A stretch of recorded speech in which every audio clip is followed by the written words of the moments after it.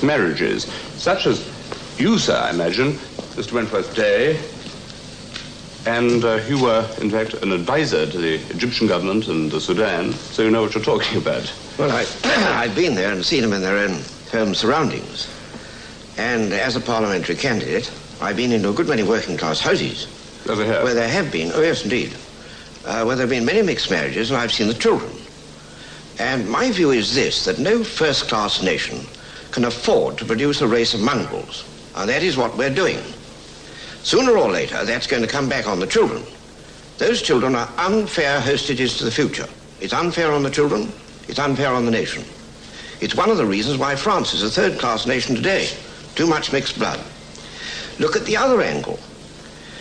The black man, and I refuse this humbug of talking about the colored man, he's black and we're white, has a different set of standards, values, morals, and principles. In many cases, their grandfathers were eating each other. Well, the lion doesn't change his spots in all that time. But look at it this way. They come over here, they cause housing troubles, employment troubles. Ask any landlord of working-class property. Where they go in, the houses become cesspits of dirt. Now, this is not inevitable. Very often. If a black man makes a lot of money, what do you find? Again, a lack of taste. He's flashy. He's very often arrogant. Well, to go back to mixed marriages, which is the specific subject we're talking about, are you implying that a half-caste is in any way mentally deficient? Definitely. But there's nothing to prove this at all. That unfortunate child is born with an inferiority complex. If it isn't born with it, it grows up with it. You can't possibly say that it's born with an inferiority complex. That's something that we instill into it later. We may instill it, and also the pure black people may instill it themselves, because they have an instinctive contempt, you know, for what they call white trash.